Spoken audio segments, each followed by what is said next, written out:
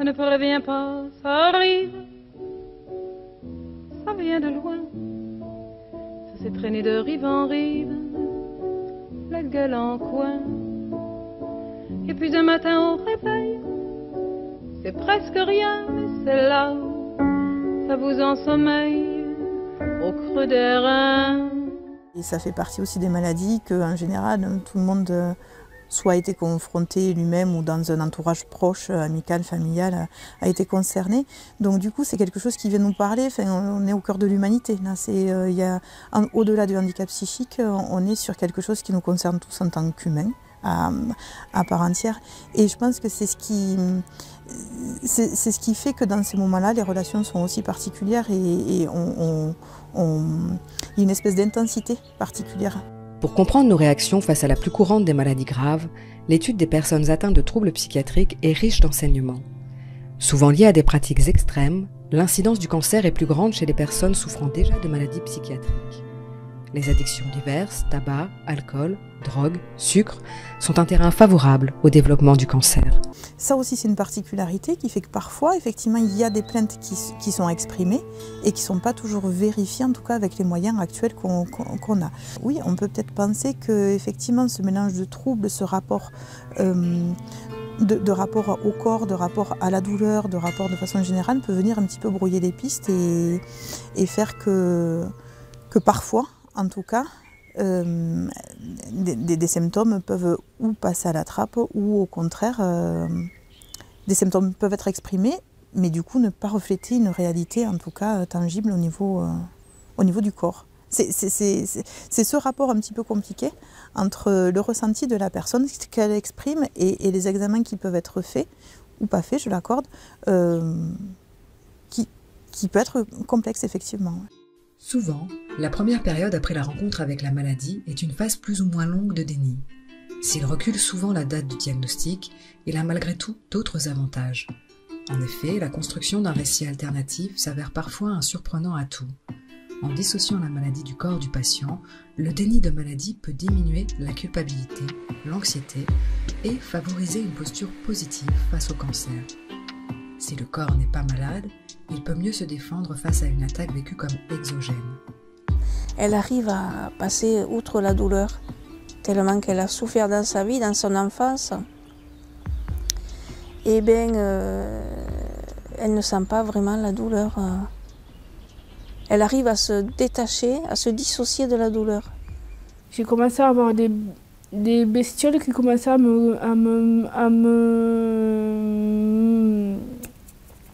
m'attaquer. Ils étaient venus dans mon corps. C'était des petites bestioles qui sont venues pas me bouffer le sang, mais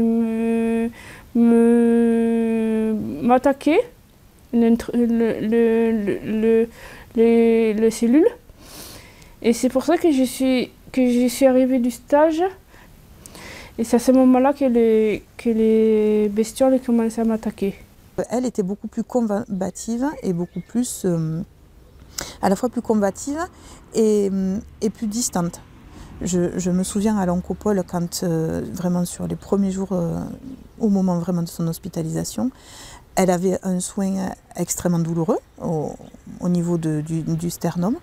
Et je la revois être focalisée sur un dessin animé qui passait à la télé. Elle commentait le dessin animé au moment où justement les médecins faisaient une ponction sternale qui est visiblement un examen douloureux. Pour Nathalie, le cancer a coïncidé avec une période d'accalmie des plaintes somatiques. Chez les personnes atteintes de troubles psychiatriques, la capacité à surmonter des protocoles lourds et douloureux semble supérieure à la normale. Les patients sont plus coopératifs, plus déterminés et, paradoxalement, moins angoissés que la moyenne.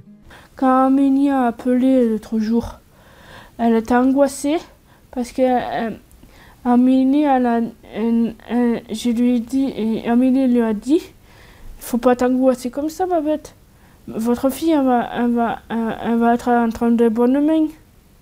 Et Babette, elle a compris. Parce qu'elle a failli pleurer. Pas de moi, mais de ma maladie. Parce que quand même, c'est fort probable que ça peut lui arriver à elle aussi.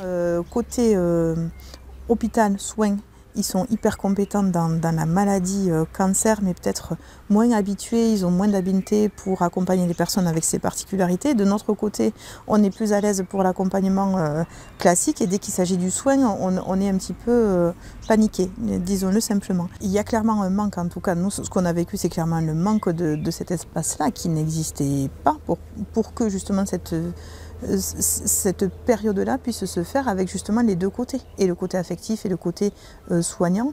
Et notre difficulté était de constater que, n'existant pas, c'était comme un choix à faire entre privilégier la sphère affective, disons-le simplement, ou la sphère médicale. Donc c'est un petit peu caricatural de parler comme ça, parce que quand même, il y avait quand même du soin ici, et il y avait aussi de l'affectif ailleurs. Donc. Mais en tout cas, effectivement, si un autre espace avait été possible, clairement, je pense que ça aurait permis que les choses se fassent peut-être plus sereinement, je pense. Dans la mise en place de structures et d'accompagnement adaptés face au cancer, l'étude des situations de troubles psychiatriques est riche en apprentissage. Ici, la question du lien y est d'autant plus sensible qu'elle semble révéler des enjeux généralisables à toute la population. La maladie, relevant d'un imaginaire qui peut sembler désespéré, a été pour Nathalie, Manu et leurs proches un moment particulier dans lequel des espaces de vie et de paix ont existé, et dans lequel, contre toute attente, des liens forts ont pu naître.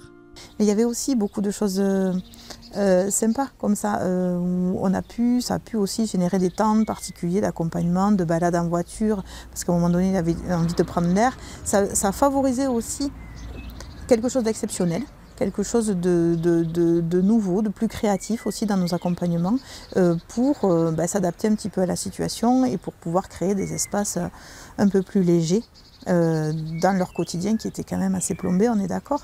Mais du coup, ça nous a permis, voilà, aller boire un café, aller faire une balade, aller téléphoner à quelqu'un, rendre une visite, une petite chose comme ça, toute simple, mais qui venait un petit peu alléger la situation, et nous aussi, dans les accompagnements, se rendre compte que cette légèreté était absolument nécessaire à tout point de vue, et pour tout le monde. Depuis un matin au réveil, c'est presque rien, mais c'est là.